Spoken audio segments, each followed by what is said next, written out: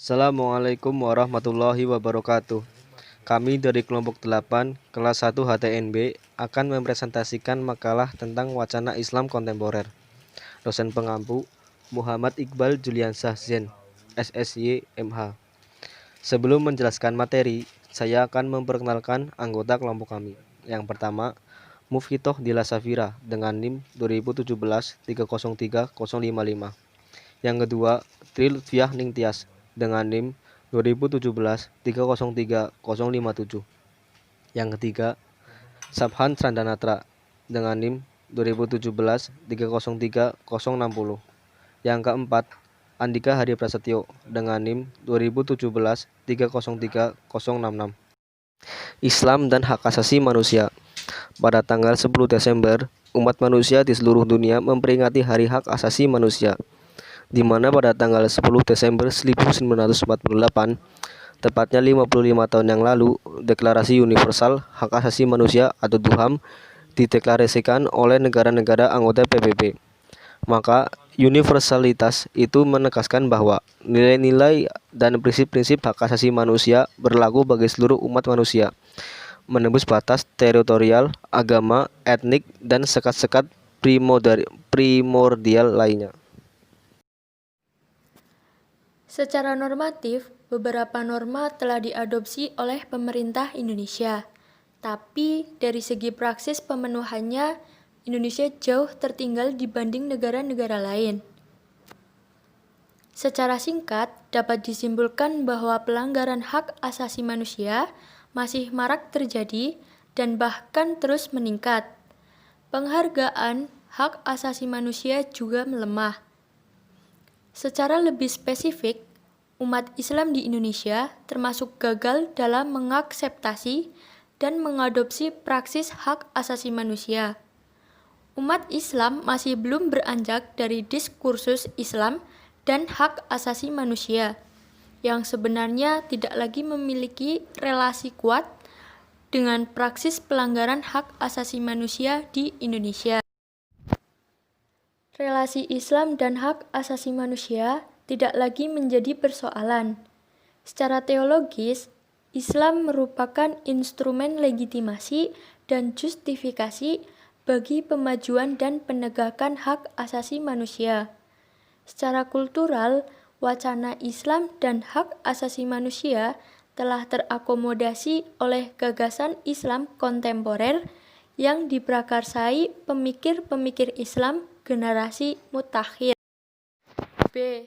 Islam dan pluralisme agama. Pluralisme agama telah menjadi salah satu wacana kontemporer yang sering dibicarakan akhir-akhir abad 20, khusus di Indonesia. Wacana ini sebenarnya ingin menjembatani hubungan antar agama yang sering kali terjadi disharmonisasi dengan mengatasnamakan agama. Di antaranya, kekerasan sesama umat beragama maupun antar umat beragama. Pluralisme agama menurut Islam adalah sebuah aturan Tuhan atau sunatullah yang tidak akan berubah jika tidak mungkin dilawan atau diingkari. Konsep dasar pluralisme agama. Dalam perspektif sosiologi agama, secara terminologi, pluralisme agama dipahami sebagai salah satu sikap mengakui dan menerima kenyataan kemajemukan sebagai yang bernilai positif dan merupakan ketentuan dan rahmat Tuhan kepada manusia. Ada dua macam penafsiran tentang konsep penafsiran, yakni penafsiran negatif dan penafsiran positif.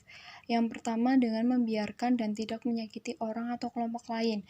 Yang kedua menyatakan bahwa toleransi itu membutuhkan lebih dari sekedar itu. Artinya, toleransi itu tidak cukup hanya dalam pemahaman saja, tapi harus diaplikasikan dengan tindakan dan perbuatan dalam kehidupannya.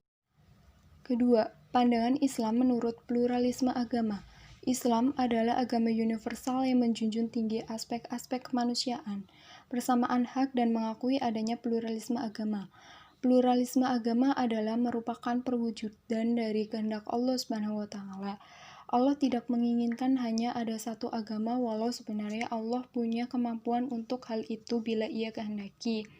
Dalam Al-Quran, berulang-ulang Allah menyatakan bahwa perbedaan di antara umat manusia wajar. Pluralisme agama dapat berfungsi sebagai paradigma yang efektif bagi pluralisme sosial demokratis, di mana kelompok-kelompok manusia dengan latar belakang yang berbeda.